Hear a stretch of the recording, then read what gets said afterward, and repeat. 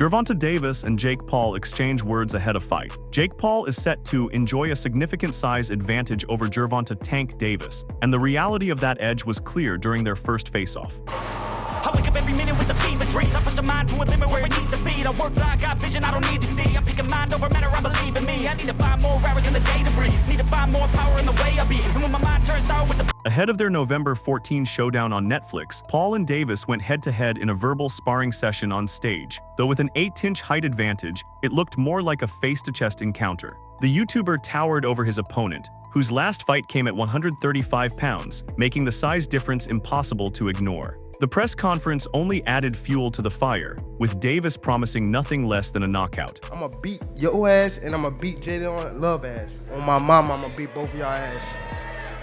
On my mama. And he laughing. He laughing. Many netizens are dismissing this fight as a joke, arguing that Jake Paul, despite his boxing accomplishments, doesn't come close to Gervonta Davis' elite stature. That has led some to believe Davis might underestimate Paul, but that is far from the truth. Is this 100% serious, and how's the training for someone of this size? Of course. You know, somebody like his size and things like that, we gotta take him serious because we don't want to say it, but you know, things can go sideways, so we ain't taking him lightly. We definitely looking at Jake Paul as a real fighter.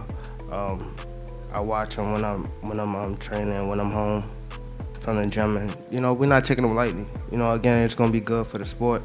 I'm just glad to be here, you know. Just like Gervonta, Jake Paul is brimming with confidence, and he plans to fully leverage his size advantage when fight night arrives. Just showing up. Honestly, I'm gonna knock him out. You know, he has a lot of flaws in his defense, and I'm gonna expose him. You know, look what a 135 Lamont Roach did to him, and it's just gonna be so much fun for me. I'm so glad that God gave me this moment. I'm Gervonta Tank Davis's karmic retribution. Before the face-off, Most Valuable Promotions CEO Nakiasa Bidarian laid out the official rules set for the Paul vs. Davis showdown in Miami. The fight will be contested at a maximum weight of 195 pounds across 10 rounds of 3 minutes each. Both fighters will wear 12-ounce gloves. Although the matchup is officially staged as an exhibition under the Florida Athletic Commission, Bidarian confirmed there will be 3 judges scoring the fight ringside in case it goes the distance. Normally, exhibitions don't declare a winner, but Paul and Davis are clearly aiming to raise the stakes for their Netflix-aired showdown. No matter the outcome, the fight won't count on either fighter's professional record, since it isn't classified as a sanctioned professional bout. Dakota Ditcheva Magomed Ankalaev trade-off. Former UFC fighter and now analyst Din Thomas has come up with a pretty bizarre idea. He thinks the UFC is lacking superstars right now and should trade Magomed Ankalaev, their reigning light heavyweight champion, for PFL icon Dakota Ditcheva. It's for MMA. Just trade her to the UFC. Yeah. You know, she belongs in the UFC. Just trade. Listen, get rid of Ankalaev in the UFC. Trade her for Ankalaev. We don't need Ankalaev. You know what I'm saying? He's not getting the title. We don't need this guy. God. What a good take. Trade her for Dakota. Trade Ankalaev for Dakota. Dakota's fun, dude. You know what? I'm all about this take. Ankalaev will fit right in at the PFL. Another guy that no one knows about that's really good. Another Russian guy. Yeah. Like those other... Trades in MMA almost never happen. In fact, it has only happened once in history, back in 2018, when the UFC sent former flyweight champ Demetrius Johnson to one championship and got Ben Askren in return. That was a once-in-a-lifetime kind of deal. But for Thomas to suggest that the UFC should give up a sitting champion, especially at 205 pounds, just to get Ditcheva is wild. But Dakota is actually rated really highly by a lot of people in the sport, so maybe Thomas' comments aren't all that crazy. For example, Dan Hardy has even said he believes Dakota would beat Valentina Shevchenko pretty comfortably if they fought today. Hardy said, "I would put my money on Ditcheva against Valentina right now." That's with all due respect to Valentina, who I've held in high regard for a long time. The thing that Valentina always made challenging about my job when I was doing inside the octagon for the UFC was there's no highlight reel moments in her fights really. Very, very rarely, and that's because she completely dominates people with just this steady pace. The kind of person that would break that style of fighting is someone that attacks ferociously, and that's Dakota. Do you think it's fair to disrespect 2 current UFC champions for for a fighter who is yet to prove herself at the highest level. Conor McGregor reveals opponent for White House card. Conor McGregor is back in the headlines after revealing who he wants to square off against in a wild White House fight next year. The UFC is gearing up for what could be the biggest event in its history inside the White House, and of course, Conor McGregor is right in the middle of it. Despite his long layoff, the Irish superstar insists he'll be fighting on that card, and he's already revealed exactly who he wants to face. And, you know, the Mac is excited to get back for sure. In UFC, there'll be a fight at the White House. They're making up the cards now. Does Conor McGregor want to be a part of that? I'm on it. You're on it? I'm on it. Well, Who are you fighting? I am. This is me. Michael Chandler. Michael Chandler and myself have done the show, The Ultimate Fighter. We've had a good back and forth. He's a good, tough guy. So McGregor, you got big names coming back? Yeah, we'll build the greatest card of all time for the White House fight. And Conor and I have been talking consistently. He wants this fight bad. And you know, when you get to a level that Conor's at, you got to find things in life that motivate you. And the White House card has definitely motivated Conor McGregor. McGregor and Chandler coached The Ultimate Fighter Season 31 back in 2023, but their promised showdown never happened. Dana White even booked them to headline UFC 303 in June 2024, only for the fight to collapse at the last minute after McGregor got injured. Despite Chandler's recent losses and McGregor's long absence since 2021, both men insist their clash will finally headline the UFC's historic White House card in June 2026. McGregor seems confident, and Dana says something is booking, but Chael Sonnen isn't buying any of this. The story that Conor McGregor is being talked to headline the White House card, I don't buy it. I can't buy it. Why are we be turning to Conor McGregor? And the answer is also out there, because he is the sport's biggest star. That is true. So is that what you need? If you've got the open checkbook and you've got the magic wand, without saying names, do you say, I'm going to put as my main event the sport's biggest star? Is that your answer? Daniel Cormier supports Jon Jones at long last. While McGregor's entry into the equation does spice things up, Daniel Cormier believes the UFC's historic White House card next summer won't be complete without the GOAT on it. Dana White has already hyped the event as the biggest in UFC history. And for Cormier, that means one thing: if it's truly going to be the greatest card ever, a legend like Jon Jones has to step in and headline. Dana isn't too keen on bringing Jones to the White House, but DC disagrees with the boss man. And if I'm being completely honest, I don't know that I agree. I think I would let him fight. I think if he wants to fight, I would let him fight, because for as much as mixed martial arts is a global sport, and it's a sport that everybody loves, and we support people from all around the world, at the end of the day, when we're fighting at the White House, you want American people that can win at the end of the night. According to Daniel Cormier, Jon Jones has his sights set on the winner of the UFC 321 heavyweight title clash between Tom Aspinall and Ciryl Gane. And if Aspinall comes out on top, DC thinks that matchup would be the perfect headliner for the UFC's White House card, especially considering the history between Jones and Aspinall. Tom Aspinall, for what everybody says, that Tom Aspinall is the guys to beat him, when that line opens, I bet Jon Jones is still going to be the favorite. He'll still be favored to beat Tom Aspinall. He'll be the guy that's the world champion, or at least was the world champion before he vacated his title and retired. So he'll still be favored to win that fight. I believe that you got to let him fight, man. I think that you put some things in his contract that makes it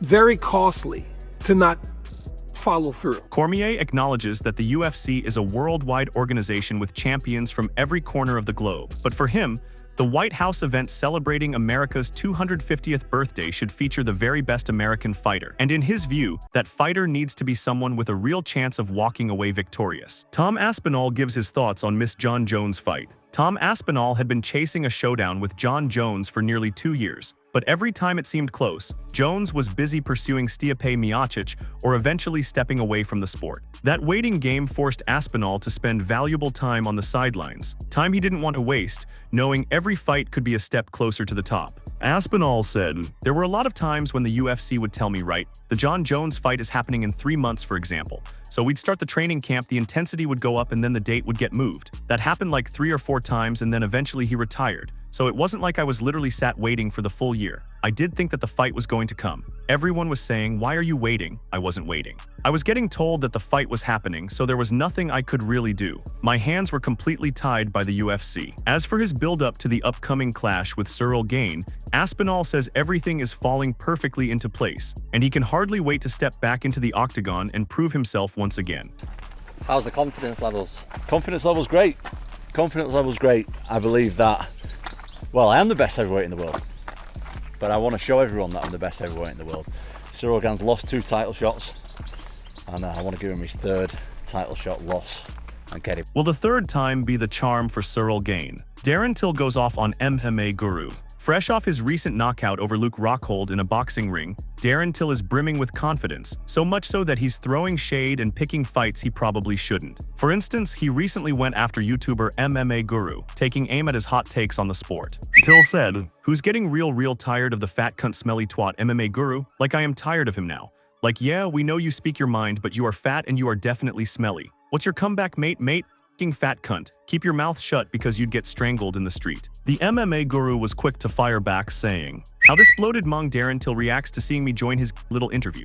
Got a face like a f***ing drowned man found at the bottom of a river with rocks in his pockets. Probably not the only rocks you've had in your pockets either, is it, mate? No wonder your nose is so fucked up. Go call out another 50-year-old or influencer, you fat little tramp. Look how uninterested I am to see this f***ing beg," while he smiles himself into a Song Yadong impression. Just sad, honestly. Till was puzzled by Guru's response and asked, "Are you calling me a coke head like Luke?" To which Guru responded by saying, "Holy shit, you figured that out all by yourself. For that kind of IQ, they should have a statue of you in Liverpool with knives hanging out of it. You'd look like a Down syndrome pop-up pirate." Interestingly, Guru had only just been celebrating Till's knockout over Rockhold, claiming how Till would go on to demolish influencer-tune boxer KSI.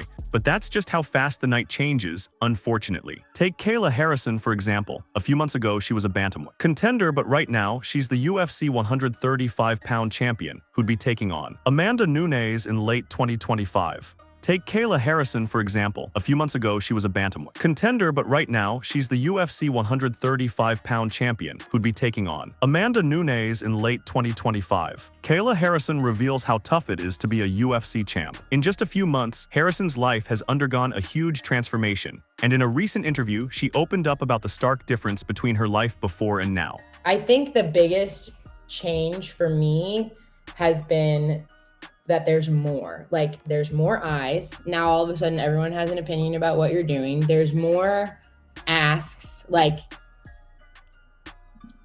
you know, I have 170-some unread text messages, and I'm like, I'm so overwhelmed by it that I'll like answer 10 and then like throw my phone and be like, all right, I gotta get away from it. It's just more. There's more, which is great and beautiful and fantastic. Like, I'm literally living out my dream. And I have to like stop and remember to like be present and smell the roses and like realize that maybe to other people things have changed, but nothing has changed for me. Like, I'm not done and I'm still just Kayla, you know. While Kayla is ready to live up to her name, Amanda Nunes is more than willing to turn it into a nightmare when these two collide in what's shaping up to be the greatest female fights in MMA history. In a recent interview on the sidelines of her UFC Hall of Fame induction, Nunes promised that she will get back her bantamweight belt, which she vacated upon her retirement in 2023. The next thing is in the new. I'm gonna hear once again. It's not crazy if you guys think about that. Honest, I'm gonna get my belt back, and you're gonna interview me again, and I'm gonna tell you. Remember, I told you I'm gonna get my belt back. So I'm here to do that. Do you know like a timetable of when you want that fight with Kayla to happen? Because you know we only have a couple pay-per-views left in the year. You hoping it's this year? Or it's gonna I hope it's this year for sure. I'm gonna talk to Dana, to Hunter, to see. You know what I mean? I'm ready to go. I'm healthy. I'm training, so ready to go. Ian Garry predicts Islam Makhachev versus JDM. The UFC has seen its share of double champions, but Islam Makhachev is gunning to join that elite shortlist. The former lightweight kingpin is set to challenge Jack Della Madonna for the welterweight belt at UFC 322. While many are backing him to make history, doubts remain, most notably from Ian Garry, who believes the welterweight division might be too much for him. Garry said I would want to be there to watch the fight live. I'd want to see it in real time because real time is different to the TV. Again, stylistically, it's a great fight. Islam's phenomenal everywhere and he is only getting better everywhere, but so is Jack. And I just feel like the size difference, JDM couldn't physically make 155, and I genuinely I think JDM has the opportunity to go out here and knock Islam out. Machado Garry hasn't stepped back into the octagon since handing Carlos Prates his first UFC loss in the main event of UFC on ESPN 66 this past April, but he's now setting his sights on two potential opponents for his next showdown. The two people I want to fight right now are Sean Brady and Bilal Mohammed. They're number 1 and number 2 in the world, and a win over either of those guys, as I believe, cements me as the number 1 contender and next for that belt, and that's what I want. So that wraps up today's top MMA stories. If you've got thoughts on any of the topics we covered, drop them in the comments below. If you enjoyed the video, make sure to subscribe and hit the notification bell, because we've got plenty more MMA and boxing stories coming your way, and you won't want to miss a single update.